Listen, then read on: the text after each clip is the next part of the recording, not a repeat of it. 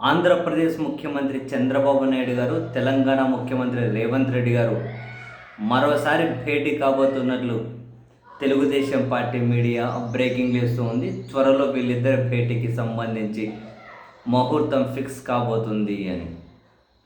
రాష్ట్రం విభజింపబడి 10 సంవత్సరాలు దాటిపోతూ ఉన్న విభజన సమస్యలు ఇంకా పరిష్కారం కాలేదు అని, వాటితో పాటు నదీ జలాల పంపకాల విషయంలో కూడా 2 రాష్ట్రాలు చర్చించుకోబోతున్నాయి అని, కేంద్రం పరిధిలో ఉన్నటువంటి అంశాలు ఏవైతే ఉంటాయో ఆంధ్ర తెలంగాణకు సంబంధించి అంశాల మీద కూడా ఇరు రాష్ట్రాల ముఖ్యమంత్రులు చర్చించి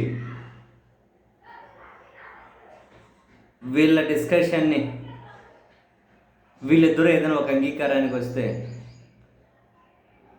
దాన్ని కేంద్రం దృష్టికి తీసుకెళ్ళాలి అని చెప్పి కూడా నిర్ణయం తీసుకున్నట్లయితే తెలుగుదేశం పార్టీ మీడియా రిపోర్ట్ చేస్తూ ఉంది.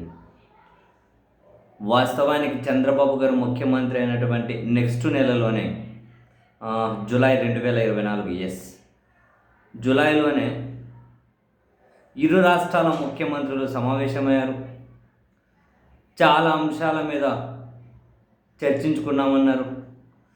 తర్వాత అంశాల పురోగతి మీద ఎప్పటికప్పుడు డిస్కస్ చేయడం కోసం అధికారులతో భేటీలు అన్నారు.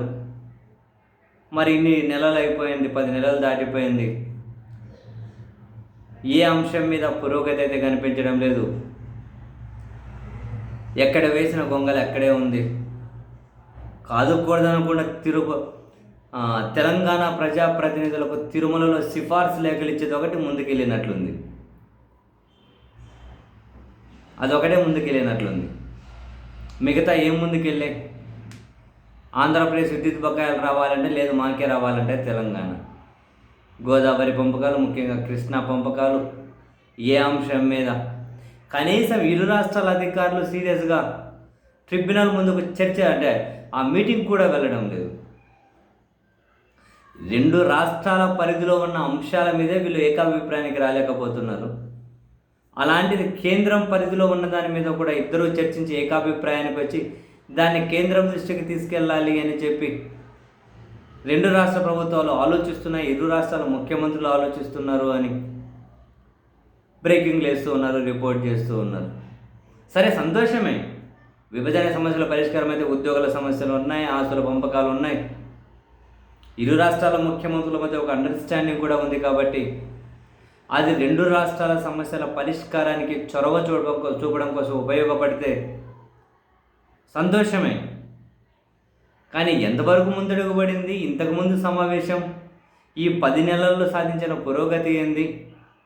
ఇవన్నీ 2 రాష్ట్రాల ప్రభుత్వాలు కనుక ఇరు రాష్ట్రాల ముఖ్యమంత్రుల సమావేశానికంటే ముందే కనుక ఆ విషయాన్ని చెబితే ప్రజలకు కూడా క్లారిటీ వస్తుంది. అదిగో మేము మొదట సమావేశమైనప్పుడు ఈ అంశాలు చర్చించాం, ఈ అంశాల మధ్య పురోగతి ఇది, అదిగో ఈ అంశాల్లో ముందడుగు వేశాం. ఈ విషయాలన్నీ కనుక 2 రాష్ట్రాలు ఆ రాష్ట్రాల ప్రజలకు చెప్పాల్సిన అవసరం ఉంది. చెప్పిన తర్వాత నెక్స్ట్ ఏ ఎజెండాతో ముఖ్యమంత్రులు సమావేశం కాబోతున్నారో చెబితే ప్రజలకు కూడా ఒక క్లారిటీ వస్తుంది కదా.